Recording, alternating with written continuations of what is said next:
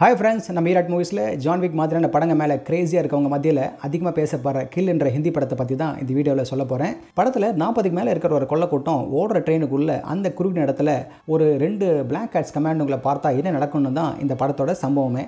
சரி, இந்த 2 பிளாக் கேட்ஸும் எப்படி இந்த ட்ரெயினுக்குள்ளே வந்தாங்கன்னு சுருக்கமாக பார்ப்போமா.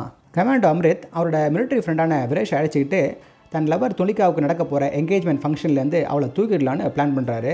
ஏன்னா அந்த என்கேஜ்மெண்ட் பெரிய பிஸ்னஸ் மேனாகவும் ஆள் பலத்தோடு இருக்கிற அவள் அப்பாவோட உத்தரவில் நடக்குது. அம்ரித் துலிகாவை அந்த ஃபங்க்ஷன் நடக்கிற இடத்துல போய் கூப்பிட அவள் இது சரியான இடம் இல்லை, நாளைக்கு ட்ரெயினில் போகிறோம், அப்போ சரியான சமயம் வரும்போது முடிவு பண்ணலான்னு சொல்கிறா. அதனால அம்ரித்தும் விராஷும் அவள் போகிற ட்ரெயினில் ஏறுறாங்க. அதே ட்ரெயினில் ஃபனி என்ற ஒரு சைக்கோ தலைமையில் 40 பேர்கிட்ட இருக்க கொள்ளக்கூட்டம் ஏறுது. அவங்க 4 கம்பார்ட்மெண்ட் ஆக்கிரமிச்சுட்டு 2 பக்க வழியில் இருக்கிற ஷட்டரை மூடிடுறாங்க. ஜேமர் வச்சு மொபைல் சிக்னலையும் முடக்குறாங்க. இந்த கொள்ளக்காரங்களோட பிளானும் சட்டுன்னு கொள்ளை அடிச்சுட்டு இறங்கலான்னு தான். அவங்க பிளான் பண்ண மாதிரியே பேசஞ்சர்ஸை கொள்ளை அடிக்கவும் தொடங்குறாங்க. அப்படி அடிக்கும்போது துலிகாவோட அப்பாவை பற்றி தெரிய வர சைக்கோ ஃபனி அவங்கள வச்சு பெருசாக பணத்தை சுருட்டலான்னு பிளான் பண்ணுறான். துலிகாவை பார்த்து ஆசைப்பட்டு அவகிட்ட போக சரியா அந்த சமயத்தில் அம்ரித் அங்கே வரான். நான் மேலே சொன்னதெல்லாம் சுமார் ஒரு 15-20 நிமிஷம் தான். அதுக்கப்புறம் சண்டை ஆரம்பமாகுது. படம் ஸ்டார்ட் ஆகி 15 நிமிஷத்துக்குள்ள ஆக்ஷன் வெடிக்குது. ஹிந்தியில் இது வரைக்கும் யாரும் ட்ரை பண்ணாத ஆக்ஷனை எடுத்திருக்காங்க. அதே மாதிரி இது வரைக்கும் வராத அளவுக்கு வயலன்ஸும் கொடூரமும் நிரம்பி வழியுது. இந்த ஆக்ஷன் படு ஸ்லீக்காகவும் வெறித்தனமாகவும் ரத்தமும் கோரமும் நம்ம முகத்தில் தெரிக்கிற அளவுக்கு இருக்கு. அதுவும் இந்த மாதிரி படு ராமான ஸ்டண்ட் கொரியோகிராஃபியும் குறை சொல்ல முடியாத சிஜிஐ ஒர்க்கும்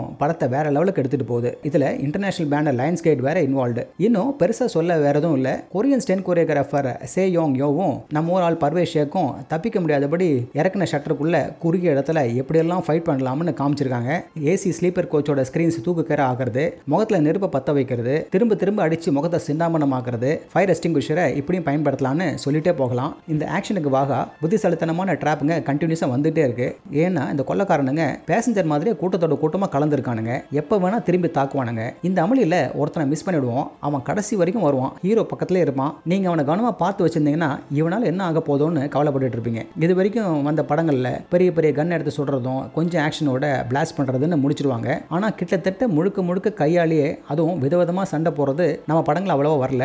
இதில் வேற அந்த கொள்ளக்காரங்கிட்ட இருக்கிற வளைஞ்ச கத்திங்க பண்ற சேதத்தை பார்க்கணும். படம் இந்த ஆக்ஷனுக்கு மேல உங்களை உட்கார வைக்கிறது பல விஷயங்க. அதுல ஒண்ணு கமாண்டோ வரணும், அவருக்கு எந்த சாதாரணமும் வராத மாதிரி காமிக்கல. 2 கமாண்டர்ஸ் விட கொள்ளக்காரங்க அதிகமா இருக்கிறதால 2 பக்கத்துலயுமே இழப்பங்க அதிகம். முக்கியமா கொடூரமான விஷயங்களை செய்தவங்க ஒருபோதும் தண்டிக்கப்படாம போக மாட்டாங்கன்ற விஷயம் தான். எனக்கு இதுல பிடிக்காதது என்னன்னா ஹீரோயினையும் அவ தங்க கேரக்டரையும் வச்சுட்டு ஒரு டிராமான்னா அடிஷனலா ஹீரோவோட ஃப்ரெண்டு வேற. இதனால அவங்க கடைசி வரைக்கும் ஹீரோ கூட உயிரோடு இருப்பாங்களான்னு பதப்பதைக்க வச்சுறாங்க. இந்த மாதிரி ஹீரோவுக்கு நெருக்கமானவங்களை பிடிச்சி வைக்கிறது கொல்றதுன்னு எல்லா படங்களையும் வர விஷயம் தான். இதே தான் மாத்திருக்கலாம். இதுக்கடுத்து ஹீரோ வில்லனுங்கிட்ட அப்பப்போ மாட்டிக்கிறதும் இரும்பு ராடால அடி வாங்கியும் பல கத்தி குத்து வாங்கியும் கடைசி வரை மனுஷன் ஸ்ட்ராங்கா நிக்கிறது தாங்க முடியல. நம்ம பாலிவுட் ஸ்டைல் இது. படம் டென்ஸா கிரிப்பிங்கா நைட் முழுக்க ஓடுற ட்ரெயின்ல விதவிதமான பயங்கரமான வயலன்ஸோட இருக்கிற படம். படத்தை பார்க்கறது அவ்வளவா ஈஸி இல்லாம இருக்கலாம். ஆனா கடைசியில நீங்களும் அந்த சைக்கோ வில்லனை ஏதாவது செய்யணும்னு துடிப்பீங்க. அப்படி மாத்திரவங்களை ஆக்ஷனை விரும்புறவங்க இந்த படத்தை நிச்சயமா மிஸ் பண்ண மாட்டாங்க. ஓகே ஃப்ரெண்ட்ஸ், இதே போல இன்னொரு சுவாரஸ்யமான பட விமர்சனத்தோட சந்திக்கிறேன். இந்த விமர்சனம் உங்களுக்கு பிடிச்சிருந்துச்சுன்னா உடனடியாக லைக் பண்ணுங்க,